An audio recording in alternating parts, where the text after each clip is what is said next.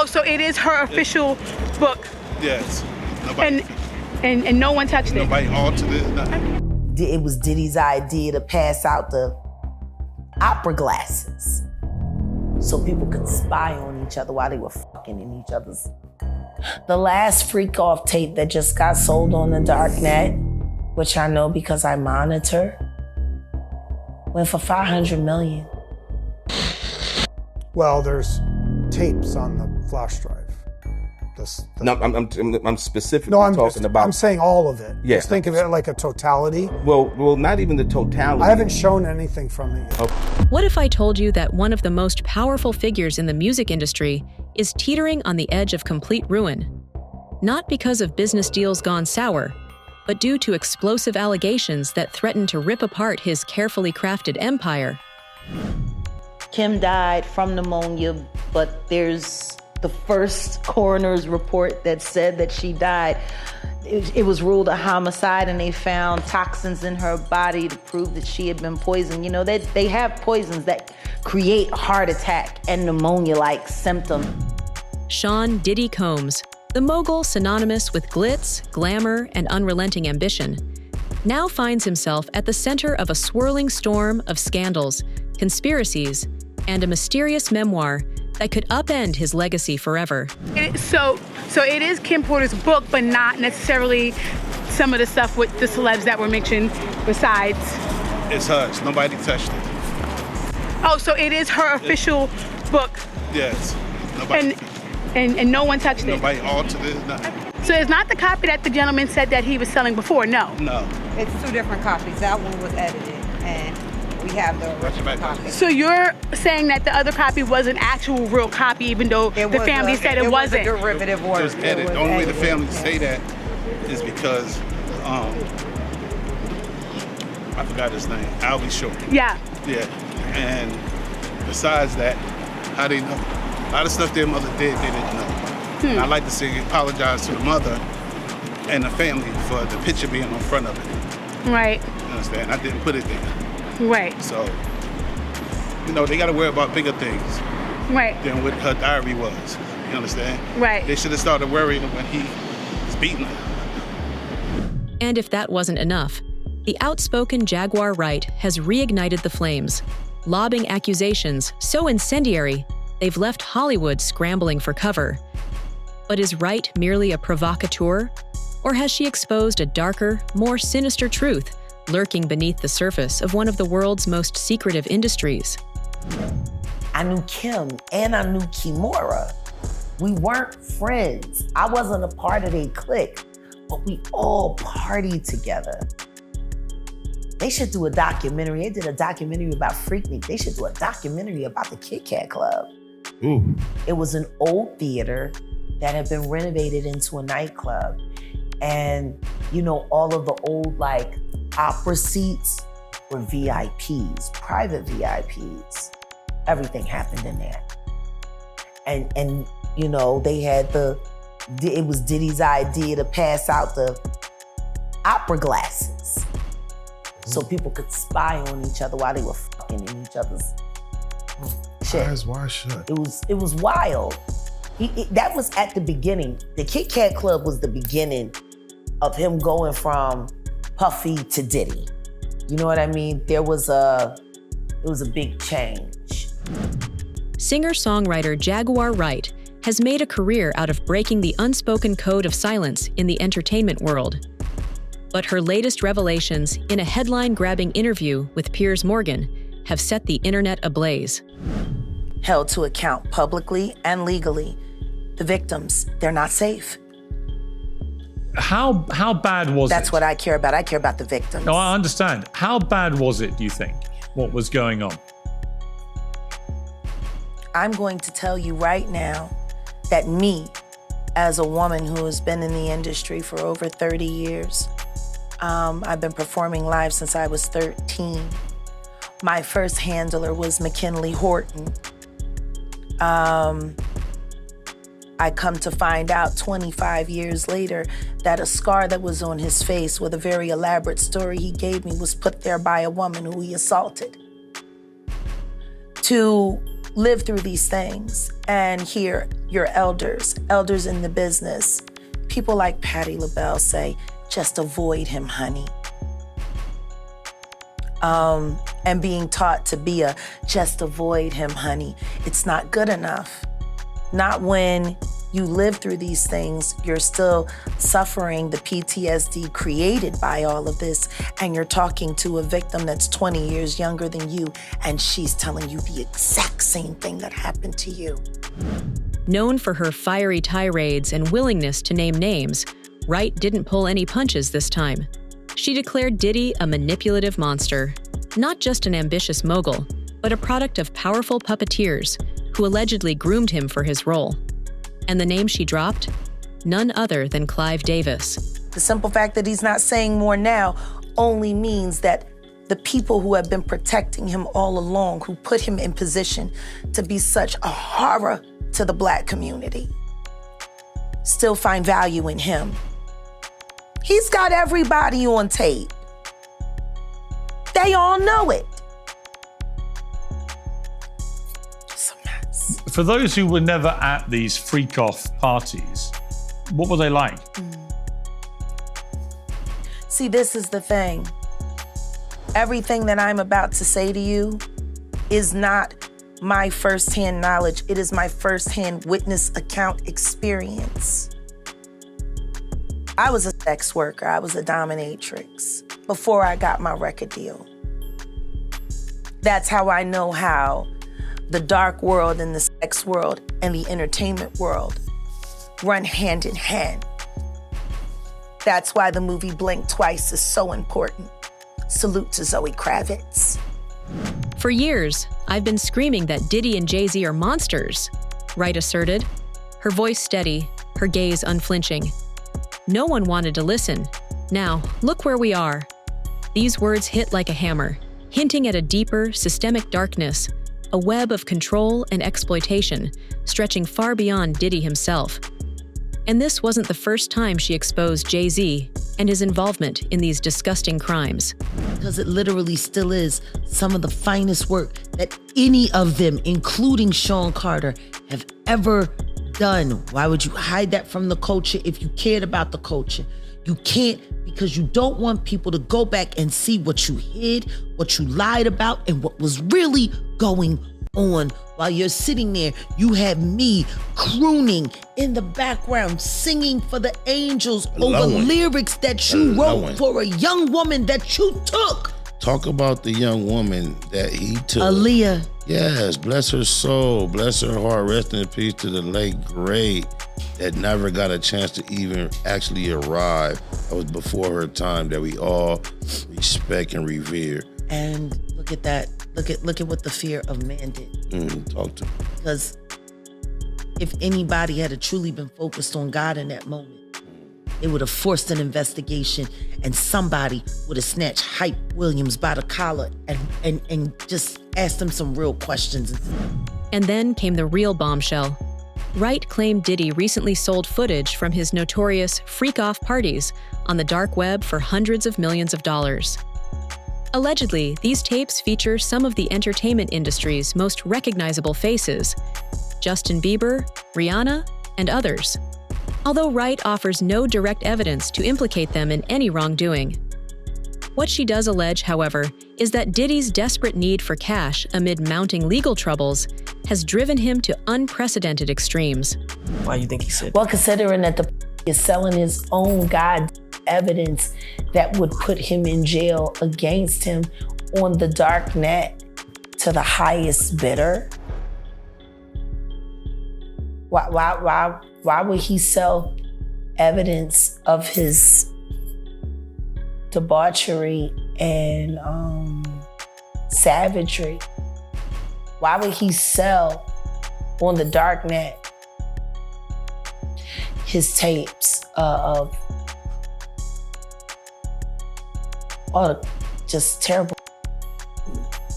Wanna know why?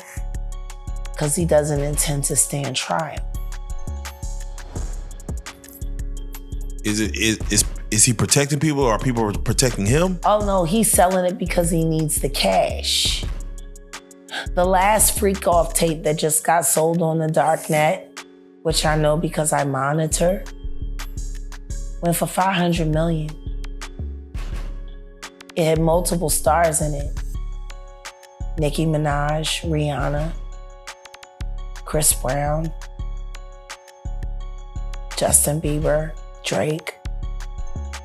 It was a really interesting night in Calabasas, and he just sold that footage. For years, whispers of Diddy's infamous freak-off parties have haunted his reputation. Described as wild, drug-fueled gatherings, these events allegedly involved shocking levels of debauchery, with participants reportedly coerced into acts under threats of violence. Wright's claims about the dark web footage add a chilling new layer to the already disturbing narrative. How come you think it doesn't get leaked to the public? The dark net? Yeah, like... Because of the dark coin. Most people don't even know that the dark coin exists. But that's how they're trading for all of the flesh they sell.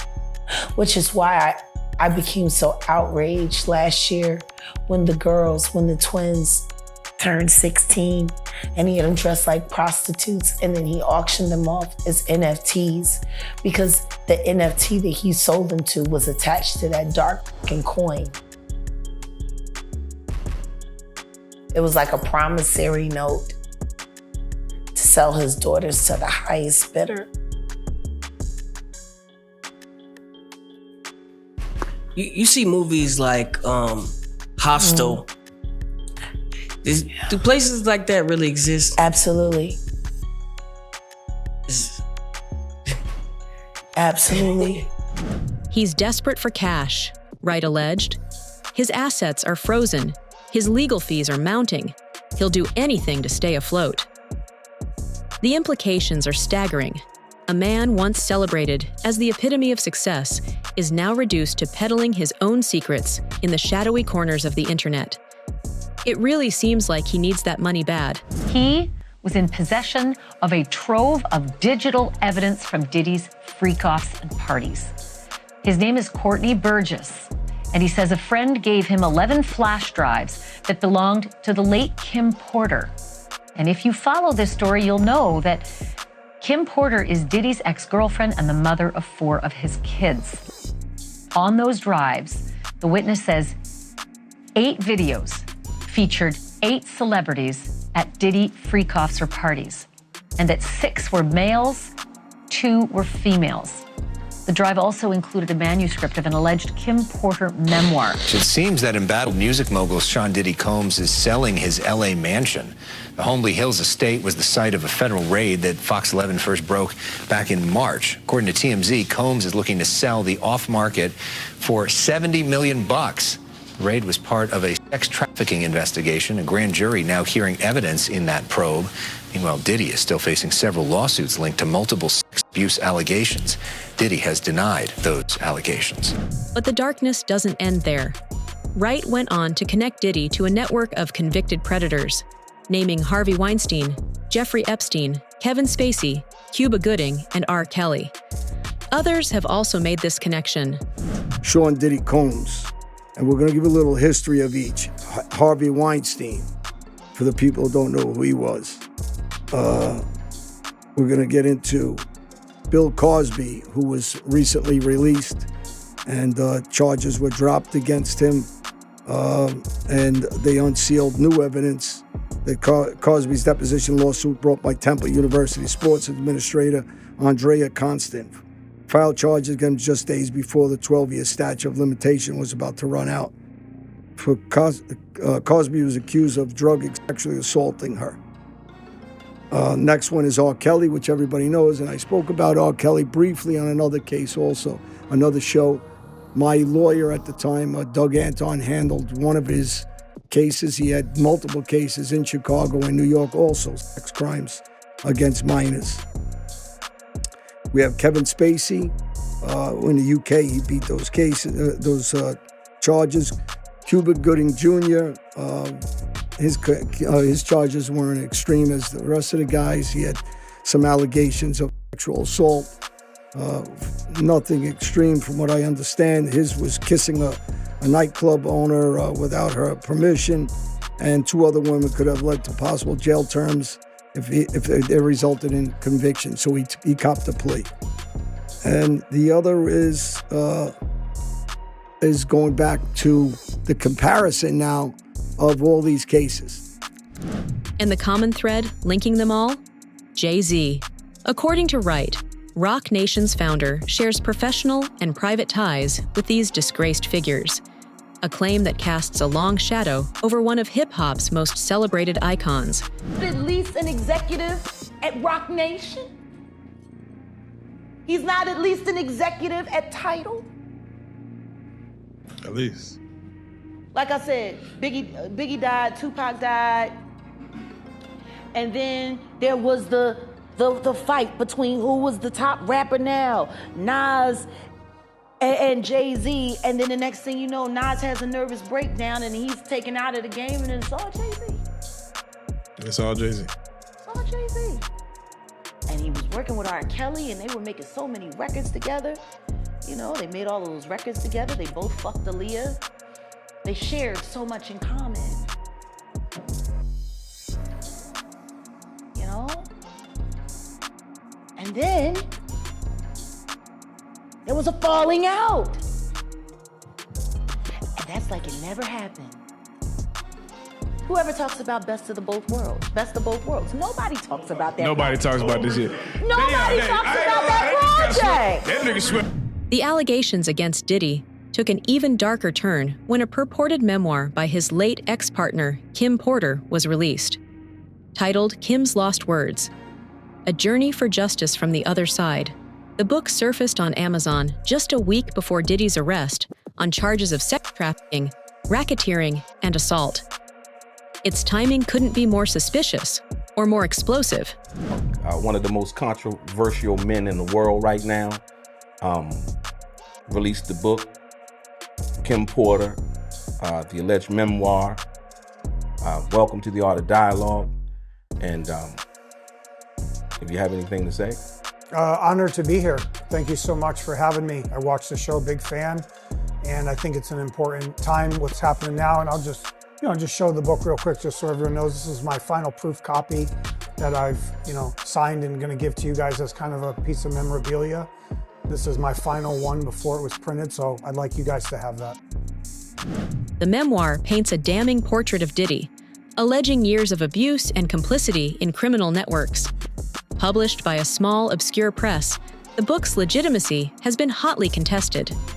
Porter's family has vehemently denied its authenticity, calling it a fabrication.